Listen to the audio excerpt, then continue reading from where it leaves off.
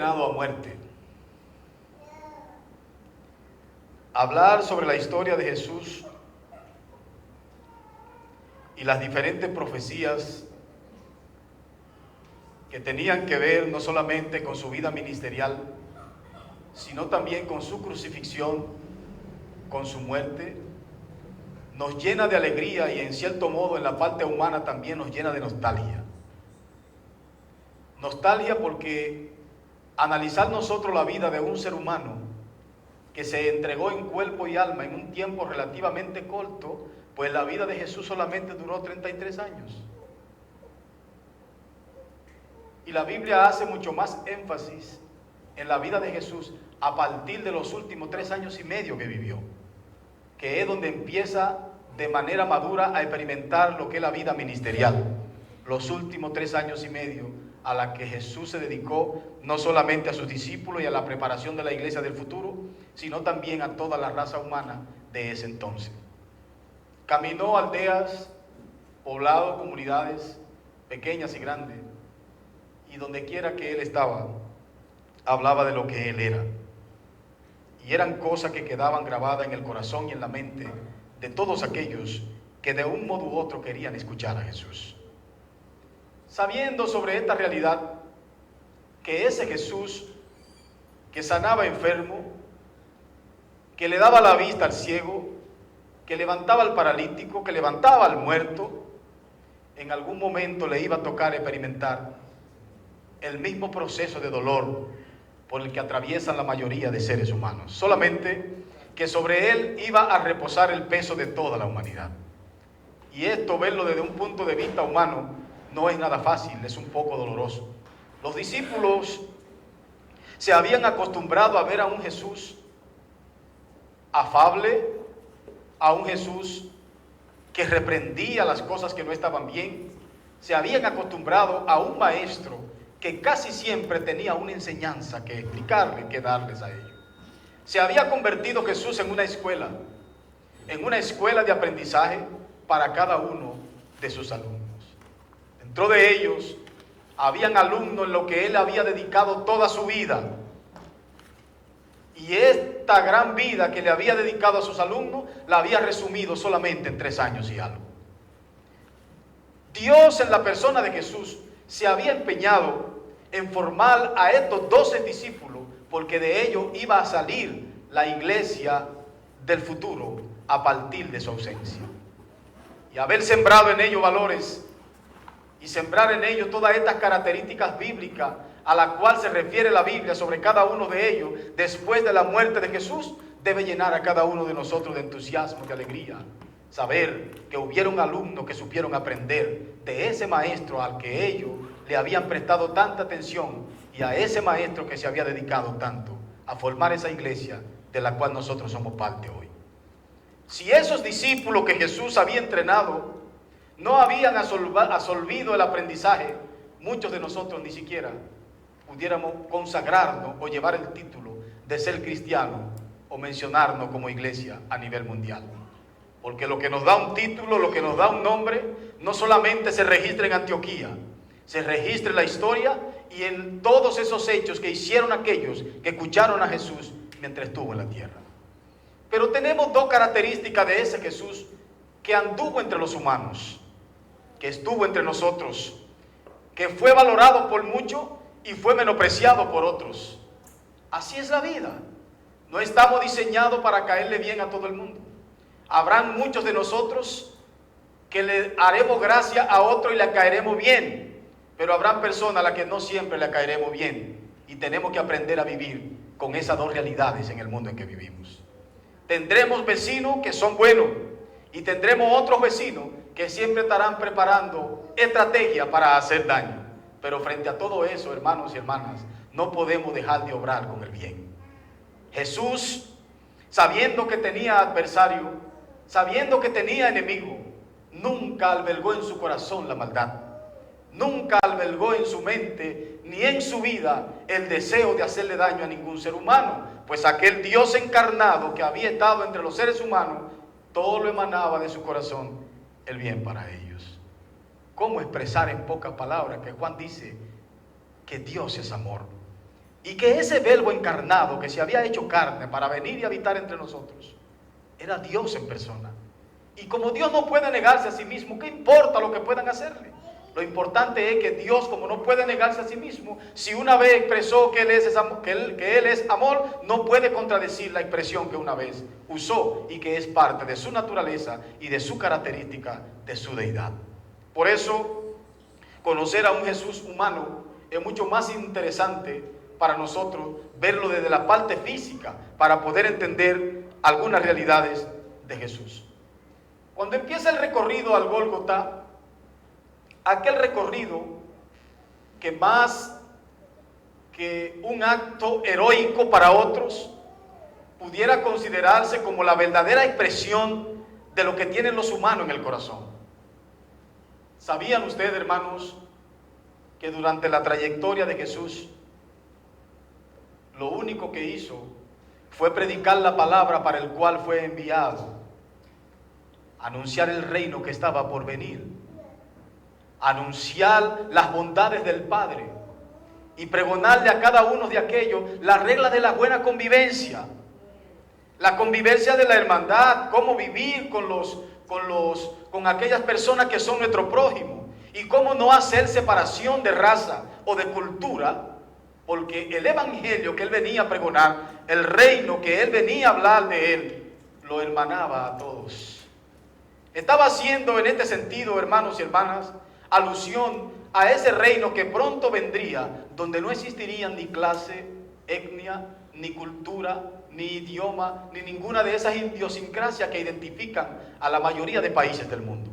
Por eso, Jesús en su expresión hablaba de manera plural, abrazando lo que es el lenguaje universal que habla de la iglesia del futuro y cómo nos veremos con el Señor algún día. Por eso, a veces me da un poquito de cosa, de tristeza ver cómo un Jesús que se había dedicado a la raza humana, que se había consagrado a hacer el bien, de repente tiene que ser sentenciado a muerte. Por eso nuestro tema, un condenado a muerte. Lo sentencian por nada. Lo llevan a la cruz por nada. Caramba, debe haber una justificación para que haya un condenado. Pero cuando la gente se propone hacer el mal, los expedientes se arman. Es fácil armar un expediente. Por eso me llama la atención la última vez que leí una información sobre Estados Unidos y un inocente que había estado preso por más de 40 años y era inocente. Después de 40 años tuvieron que probar su inocencia. Y este hombre salir lleno de ganas de la cárcel, Dios mío, por un hecho que él no cometió, un inocente. Está bien, comprueban su inocencia, pero mientras tanto duró 40 años en la cárcel por algo que no hizo. Lo llenan de fortuna, le dan una cantidad de dinero exorbitante, pero la vida no le alcanza para disfrutarlo. Si ya perdió 3/4 de vida en la cárcel. Salió multimillonario, pero tuvo que enfrentar todas las atrocidades que se viven detrás de la reja. Solamente el que ha podido estar preso pudiera tener una evaluación mucho más específica sobre esta realidad de la que le hablamos. Sin embargo, ver a toda esa gente por la que Jesús había luchado, hacer de todo menos defenderlo, es un panorama muy triste. Porque eran la mayoría de esa gente que se juntaban para pedir el pan. Era la mayoría de esa gente que se acumulaban cuando tenían un familiar enfermo para que Jesús operara el milagro. Eran esa misma gente que se habían dedicado a seguir a Jesús, uno para señalarlo y otro para aplaudirlo. Y al final de la jornada, cuando el maestro tuvo que cargar la pesada cruz, no encontró a uno de aquellos a los que se había dedicado que tuviera piedad o que tuviera misericordia por brindar su ayuda. Y como si fuera de la divina providencia, como si fuera de la voluntad soberana de aquel que todo lo ve, que todo lo percibe, que todo lo está mirando, de repente aparece un tal Simón de Cirene. Simón de Cirene ni siquiera era discípulo. Simón de Cirene era un testigo oculto que había admirado los hechos de Jesús, había admirado la forma en cómo Él hacía el bien en la humanidad y estaba ansioso, estaba deseando convertirse en un discípulo. Y aunque habían reglas que establecían una separación entre Él y Jesús, para formar parte del círculo de Jesús, tenía que renunciar a otro círculo que lo comprometían a Simón de Cirene. Y nunca el momento fue tan preciso o tan propicio como ese momento tan interesante, donde el maestro agotado, tirándole a la gente de todo, de repente la fuerza lo abandonan. Quisiera sacar fuerza donde no hay en la parte humana, entiéndase el Jesús humano igual a ti, igual a mí. Y es en ese preciso momento donde Simón de Cirene busca los medios del lugar para acercarse a ayudar a Jesús con su cruz. Al tomar Simón de Cirene la cruz de Jesús, se dio cuenta que la cruz de Jesús no era tan liviana, porque es posible que para muchos la cruz del otro sea más fácil. Pero todas aquellas personas que viven cargando su cruz son exactamente las que saben lo que pesa el madero. La gente puede opinar sobre la cantidad de libras que pesa tu cruz. La gente puede hablar lo fácil que tú la llevas, pero nunca tendrá las mismas ideas ni el mismo juicio cuando tenga que cargarla por ti. Ahí Simón de Cirene, quizá en la parte humana, hubiera deseado tirar la cruz porque pesaba mucho sobre él y se sentía indigno. Pero es solamente ahí donde se aprovechan todas esas emociones encontradas y donde se cierra el círculo de las grandes interrogantes para nosotros mismos sacar conclusiones exactas y darnos cuenta que cada persona debe cargar su cruz. Desde entonces se ciñeron unas cuantas preguntas en el mundo y es donde la gente empezaba a decir y a cuestionar aquello que no sabían, por qué Simón de Cirene había cargado la cruz de Jesús. Pero este hecho nos lleva a recordar historia sumamente interesante cuando Jesús enseñaba no solamente a la humanidad, sino también a sus discípulos.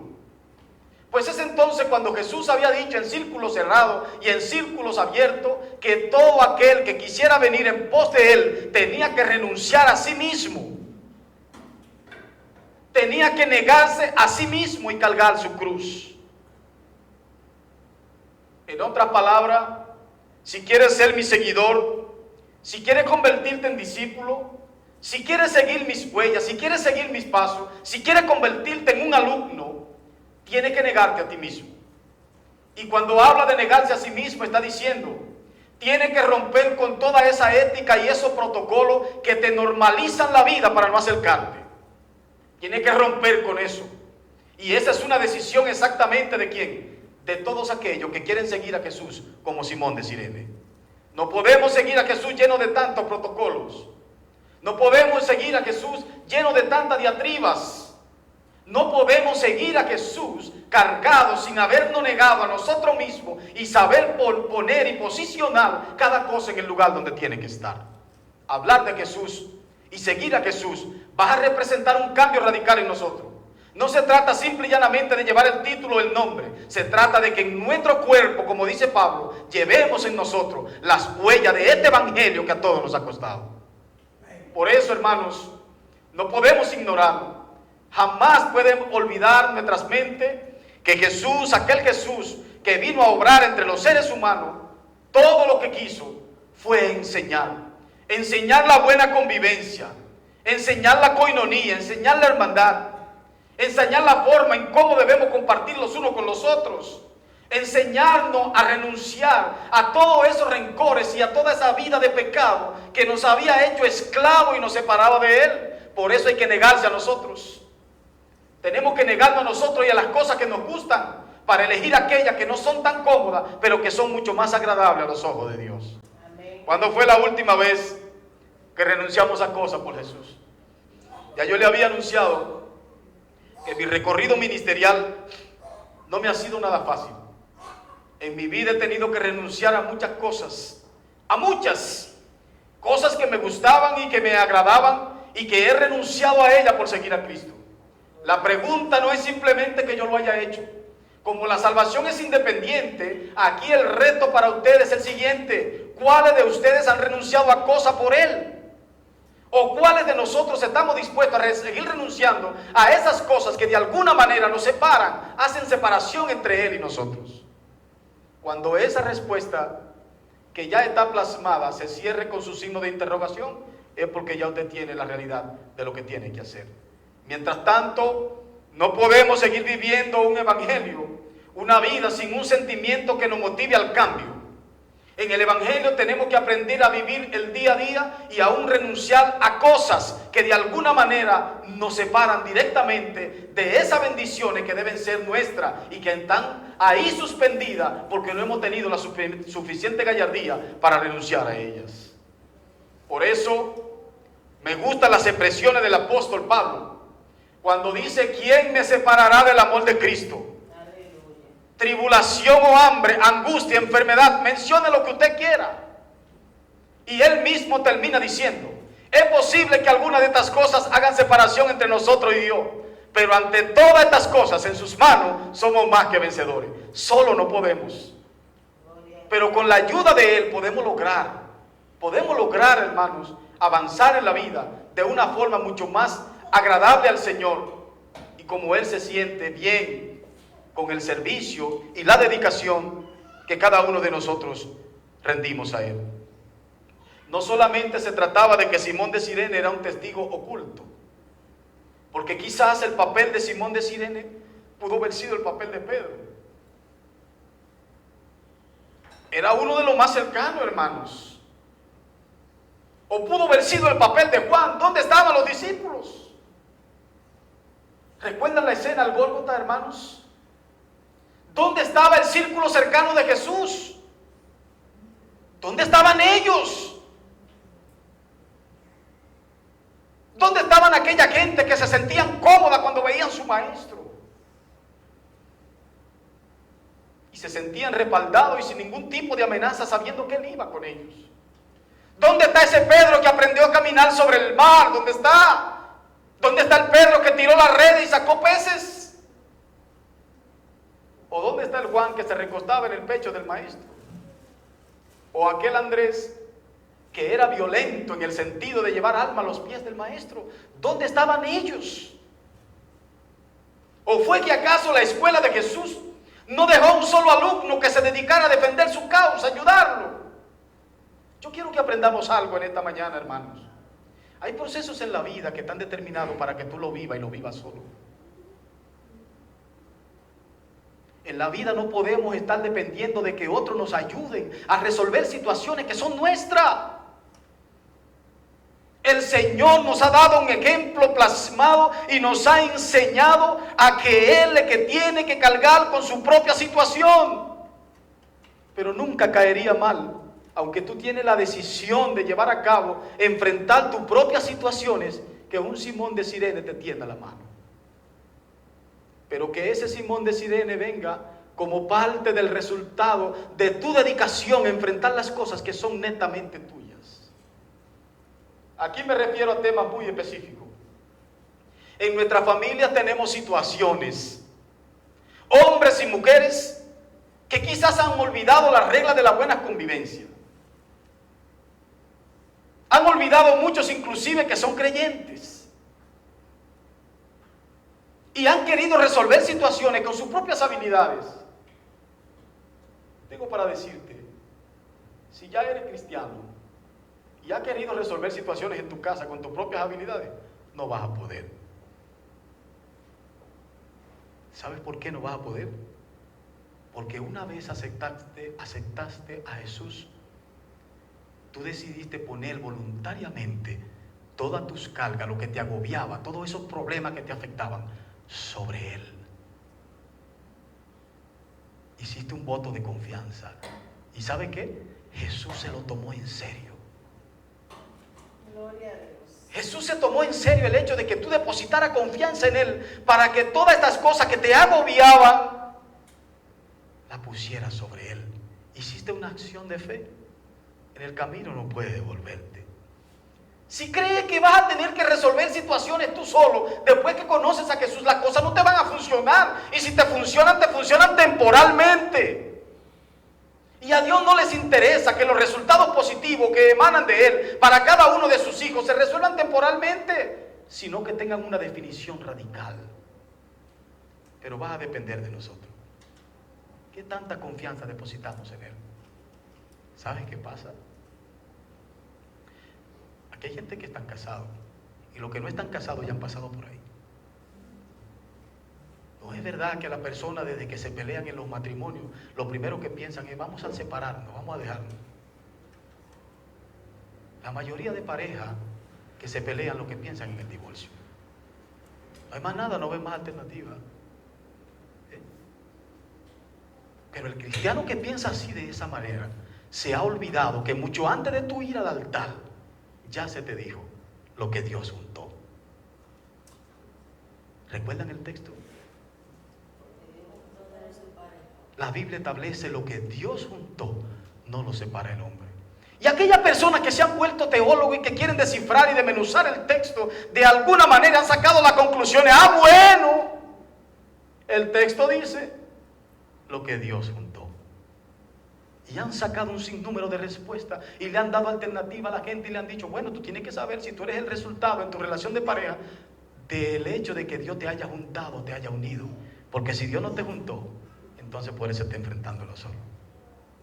¿Entienden, hermano? Y hemos dedicado la vida a filosofar sobre cosas que todavía no hemos entendido, que si alguna situación de crisis se ha vuelto severa, se ha vuelto aguda, es porque hemos renunciado al principio de aquel que dijo que Él va a llevar nuestras cargas por nosotros. Y nosotros como burritos de carga, seguimos cargando. Aquí les cuento sobre el muro del Pantenón. Había un burro, cuando se construían los muros del Pantenón en Grecia, que todos los días a las 6 de la mañana iba cargado de ladrillo, desde la planicie de la parte llana hasta la altura de los muros del Pantenón. Los que han leído historia de Grecia se van a dar cuenta sobre esto. Todos los días iba ese burro y lo armaban y le ponían ladrillo y subía y subía. Se pasó 20 años de su vida ese burro trabajando así. Porque duró mucho tiempo la construcción del muro del Pantenón por la incomodidad del terreno. Pero un día, las personas que estaban encargados de la obra decidieron como darle una jubilación al burro. ¿Cómo se siente usted cuando en su empresa le dicen te vamos a jubilar? Te vamos a poner un premio honorífico. Y no solamente te vamos a dar un buen sueldo, que vas a tener una buena cantidad de dinero para tú estar tranquilo en tu casa, ¿verdad? Que es muy bueno. Sin embargo, aunque se pusieron de acuerdo para jubilar al burro, lo soltaron en la sabana, le liberaron de todos los grilletes y todas las cosas y los frenos que le ponen a los animales y lo soltaron en la sabana y lo acorralaron sobre celdas. Empezó el nuevo día para el burro. Al otro día tempranito, cuando era las 6 de la mañana, el burro que se había dedicado por 20 años a subir y a bajar ladrillo, sin una carga arriba, rompió la celda, voló por donde pudo y empezó a subir y a bajar sin ladrillo. Si ellos no quieren ponerme ladrillo, que no me lo pongan. Y subía y bajaba, y subía y bajaba, y todo el mundo impresionado. Pero lo jubilamos. ¿Cómo es que hay gente que están jubilados y todavía están pensando en trabajo? Lo que pasa es que hay una realidad. Hay gente que son esclavos de las cosas que hacen. A eso le llama ser esclavo de su hábito. Ya el burro estaba acostumbrado, y por más que la gente quisiera sacarlo de esa realidad, es una costumbre que estaba en él. ¿Qué tan acostumbrados estamos a las cosas que vivimos? Nos va así, nos pasa así, enfrentamos las cosas así y no vemos ninguna alternativa, hermanos. Y no vemos solución por otra parte porque lo codificamos de una forma en nuestra cabeza y nadie nos va a sacar de pensar así. No, en el siglo XXI no podemos darnos el lujo de pensar así.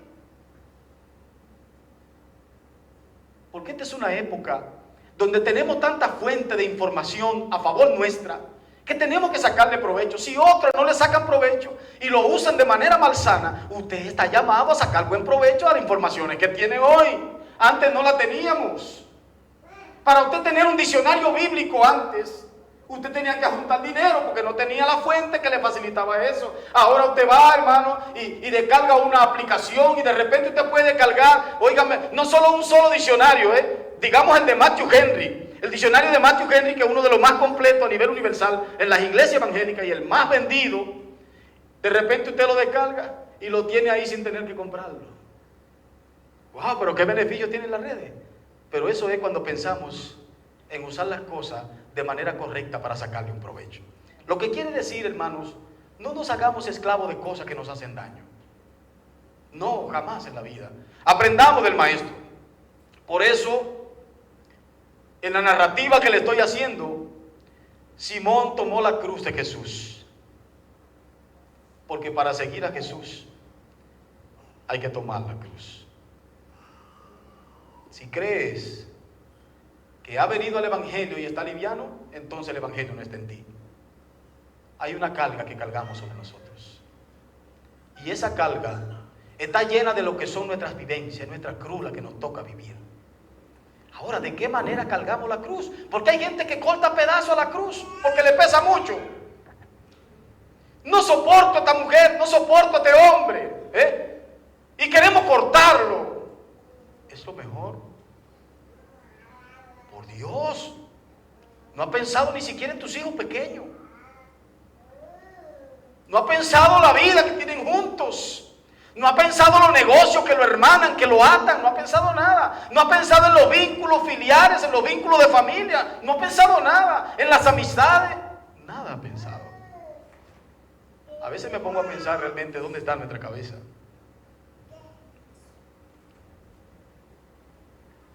Y cuando me pongo a pensar en la cultura dominicana, entonces aterrizo y me descongestiono un poco, porque dicen aquí en Dominicana que cada cabeza es un mundo. Y si cada cabeza es un mundo, ¿usted sabe qué significa esto? Que usted puede pensar como a usted le da la gana. Usted codifica la cosa como usted quiera. Usted recibe la reprensión que quiere y la que no quiere no la recibe. En otra palabra, usted es evangélico si usted quiere. Si no quiere, no es evangélico nada. Y eso es mentira. Eso es verdad.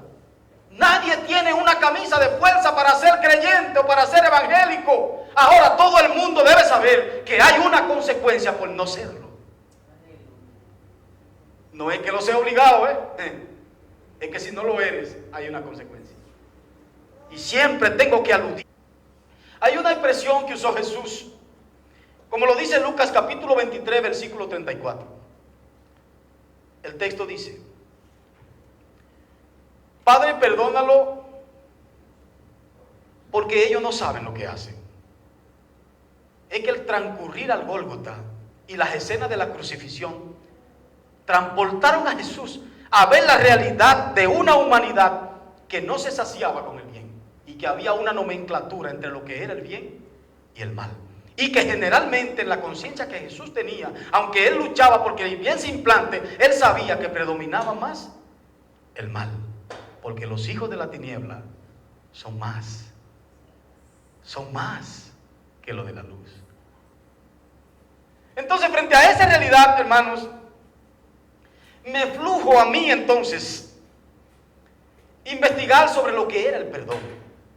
Porque Jesús le dice a todos allá en la cruz: por todo lo que me han hecho, por el recorrido desde el lugar donde me apresaron hasta traerme aquí como si yo fuera un delincuente, ¿verdad?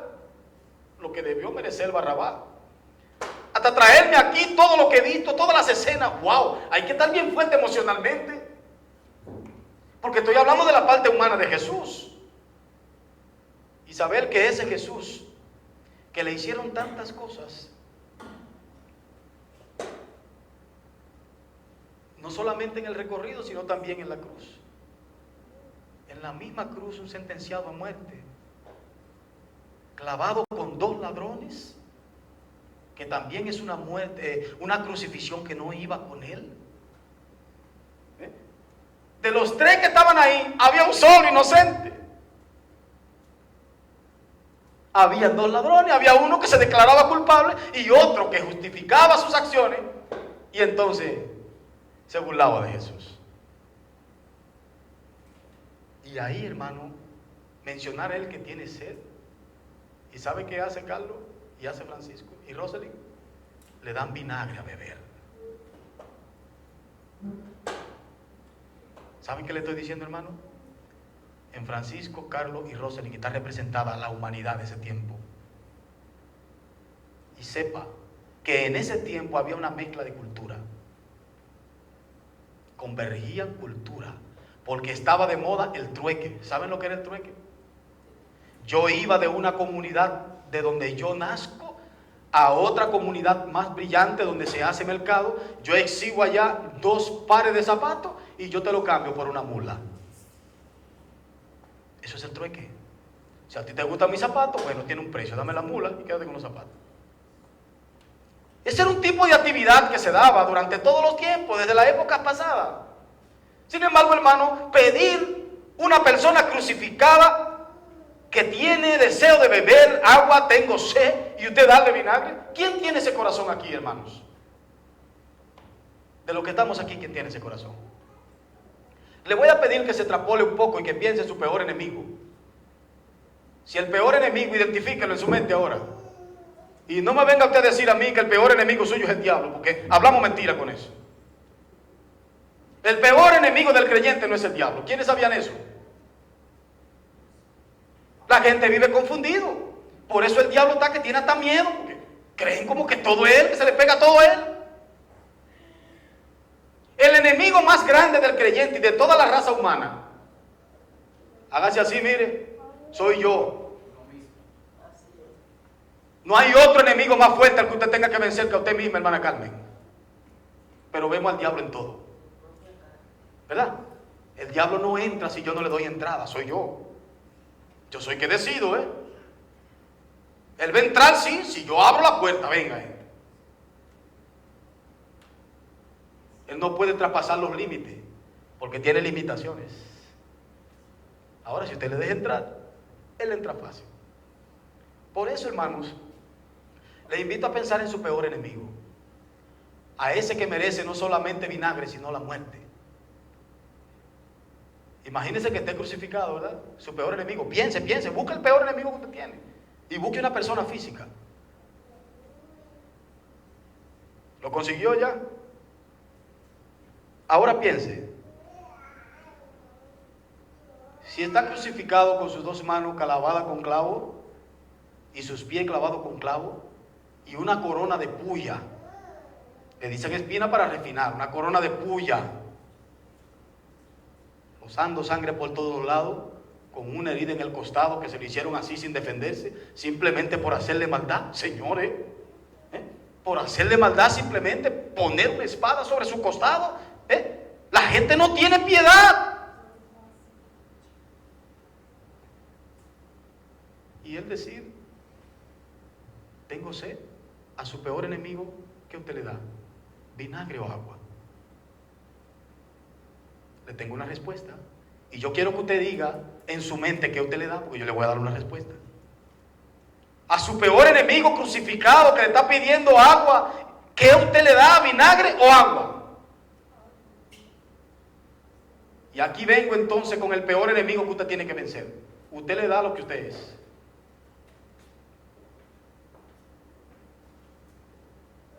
Lo que usted es, usted le va a dar. Si su corazón es un corazón resentido, si su corazón es un corazón que guarda cosas aquí, que no es un corazón perdonador, de lo que usted lleva por dentro de usted, usted va a dar. Y es posible que muchos de nosotros demos agua, pero hay unos cuantos que van a dar vinagre. ¿Estamos? Y para eso, hermanos, para eso, necesitamos nosotros hacer una pequeña evaluación sobre esta palabra que Jesús expresó sobre el perdón. Existen solamente 2 tipos de perdón.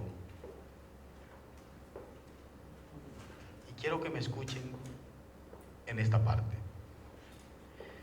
Existe el perdón que viene como ocasión de un arrepentimiento, del ser humano. Me arrepentí de obrar mal y yo tengo que buscar el perdón de ¿quién? El perdón de Dios para yo poder alinear mi vida en la dirección que Él quiere. Pero también existe el otro perdón que tiene que ver con aquel perdón que yo debo manifestar a los demás por haberlo ofendido. Aquí quiero hacer una preguntita, hermano. ¿Cuántos de nosotros ya hemos adquirido el perdón de Dios? De los que estamos aquí, nada más levante su mano si puede. ¿Sienten que el perdón de Dios ha llegado a ustedes? Los felicito.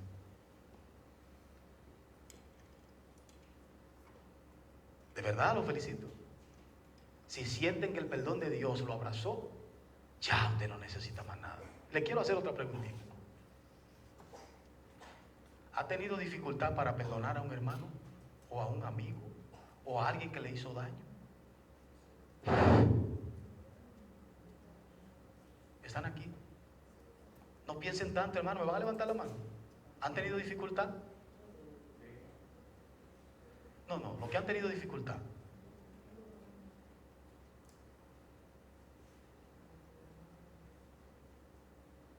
Yo pregunto, ¿conseguimos el perdón de Dios? Vuelvo y pregunto, ¿conseguimos el perdón de Dios? Y no podemos perdonar a los demás. O sea que tú eres digno de que se te perdone, pero tú no puedes perdonar. ¿Eso es? ¿Es esto, hermanos? Aquí no vemos tanto, pero lo que hay, ¿saben lo que estamos hablando? ¿Es esto? Es que tú entiendes que el perdón de Dios es para ti, tú te lo mereces, tú eres la niña o el niño bonito de papá Dios y Él tiene que perdonarte obligado y tú no puedes perdonar. No me hable de eso, que eso no es evangelio.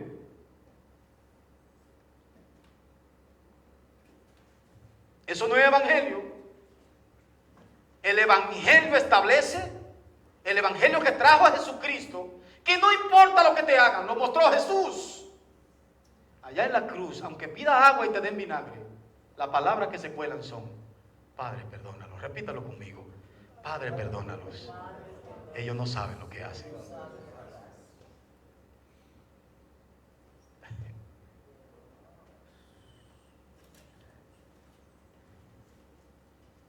Si tenemos la aprobación del perdón de Dios, los demás tienen que saber que tú tienes a Dios.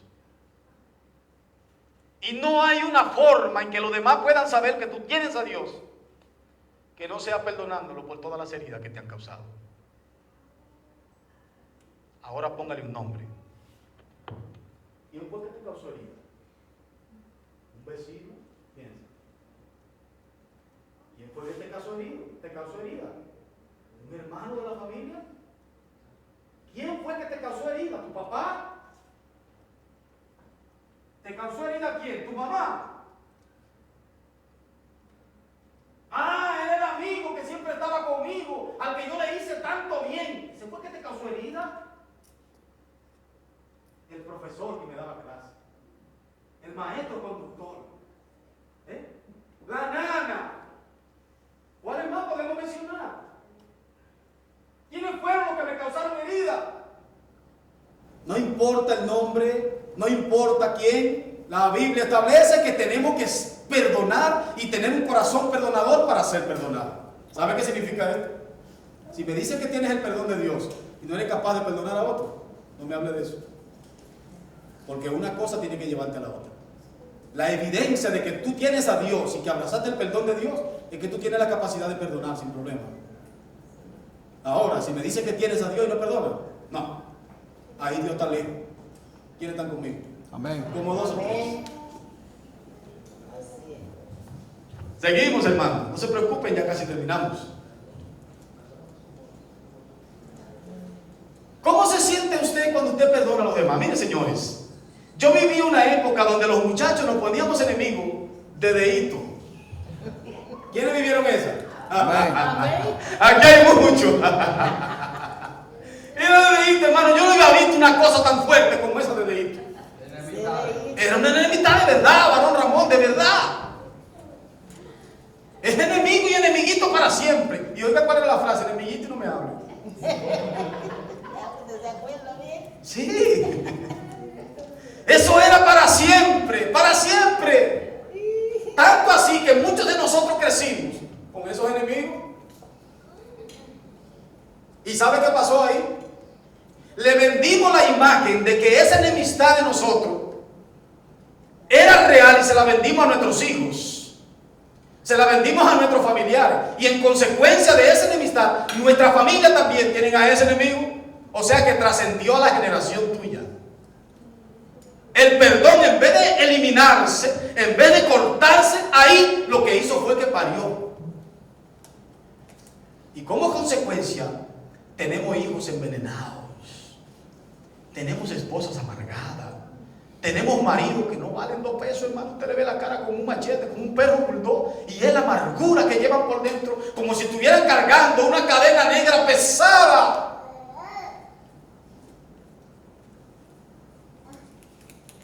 Y solamente yo decido qué voy a hacer con esa situación. Pero quiero que sepa que el perdón tiene algunos beneficios. Dentro de los beneficios del perdón, yo le voy a hablar de la forma práctica en cómo yo lo he experimentado. He sido el resultado de procesos diversos que usted no se imagina. Algunos conocen una parte, otra parte la desconocen. He tenido proceso a nivel eclesiástico. He tenido proceso a nivel paternal. He tenido proceso a nivel familiar. He tenido proceso a nivel de amistades. He tenido proceso en todas las direcciones. Yo los he tenido. ¿Sabe cuál es la felicidad mía? Saber que al día de hoy todos esos procesos me han inclinado a comprender más a la humanidad y a tener un corazón más perdonador. Mi corazón no puede guardar resentimiento. Por si alguno de ustedes quiere ponerse guapo conmigo, lo mínimo que yo puedo hacer es dejarlo 2 o 3 días, que usted calme su ira. Pero créame, hermano, en mi corazón no hay un sentimiento de rencor que me impida irme al cielo si Cristo viene. ¿Y usted es así? No, a mí el que me la hizo me la paga. ¿Quién es así? Yo no me quedo con esa, no. Yo no me quedo dado. ¿Y sabe qué le enseñamos en la escuela, Fran, a los hijos? Papi, fulano me dio duro de este lado. Ah, mira lo que tú vas a hacer. Del otro lado tú le vas a dar lo mismo a él también cuando vaya a la escuela. Y estamos enseñando a nuestros hijos a ser violentos, a no practicar el evangelio que nosotros portamos, sino a enseñarles la mediocridad, la sobra de lo que otros quisieron dejarnos. ¿Qué haremos? ¿Seguimos la línea o cambiamos patrones? Nuestras familias no tienen por qué heredar cosas que tú viviste. Al contrario, tenemos que sanar nuestras generaciones, porque de no ser así, pudiera ser un peligro para la sociedad de hoy. Y nosotros los cristianos, yo sigo creyendo que representamos la alternativa de la sociedad de hoy, que está quebrantada, que está podrida, que no sirve, que está dañada. Pero usted y yo somos portadores de valores, y está en nosotros que esos valores se multipliquen. Quiero decirle aquí, hermanos, para que ustedes sepan esto. ¿Saben qué es perdonar? Ya sabemos qué es el perdón, es sentirnos libres, es descargarnos, ¿verdad? Es vaciar el corazón, de manera que el corazón no ande tan cargado. Hay gente que cree que tiene taquicardia, que tiene un problema de corazón. No, es que usted tiene rencores por dentro. Y las enfermedades más fuertes que puede poseer el ser humano son las enfermedades somáticas. Y yo sé lo que le estoy diciendo. Las enfermedades somáticas y psicosomáticas te afectan la mente, te afectan el corazón, te afectan el interior. Y como consecuencia del interior, ningún médico está calificado para sanar el interior. Ay, mamá, ¿a dónde nos hemos metido? El interior del ser humano no hay un profesional que lo sabe. Ay, que lo vamos a llevar al psicólogo, que ese hombre sí es bueno. Bueno. Miren, mis hermanos, lo que la gente tiene aquí nada más se sana de 2 formas. Escúchenla bien. La sana Dios y la sanas tú. ¿Y por qué él dice tú? Porque a mí nadie me va a sanar si yo no quiero sanar. ¿Quiénes saben eso? Amén. Amén. Si yo digo tengo cáncer, te va a hacer 35 estudios y los 35 estudios, aunque sean negativos, ¿saben qué van a decir? Cáncer. Ustedes han sabido de mujeres que han estado embarazadas y han hecho toda la sintomatología de un embarazo, y es un embarazo que no es real. Amén. Y han echado barriga, mire, se han puesto así, una petaca así. Y han hecho, ¿cómo le dicen? Los malestares lo han hecho. Y han dicho inclusive, es varón, porque los varones sacan mucho vómito. Y al final de cuentas no hay nada. Y por más que el médico le diga, no, ahí lo que hay es un problema somático. Por más que el médico le diga, ¿sabe qué ella dice? Eso es lo que usted dice. Ustedes siempre están inventando, ahora están inventando. Pero yo estoy embarazada. Y va a parir su muchacho. Y cuando para su muchacho, ¿sabe qué va a decir? Yo perdí una barriga. Porque está en la mente de la gente. Señores, la mente es poderosa. Y hay gente que se juega con la mente. ¿Oyeron? Ustedes no saben el arsenal que Dios le ha dado aquí, miren. Eso es tremendo. Por eso le decía a Calimán a Solín, a los que leyeron Paquito antes, los que son de mi tiempo.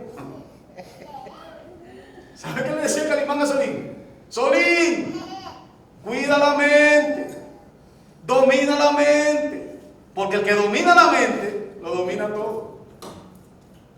Y en realidad, hermanos, en realidad, el primer campo de batalla de todos los seres humanos está aquí.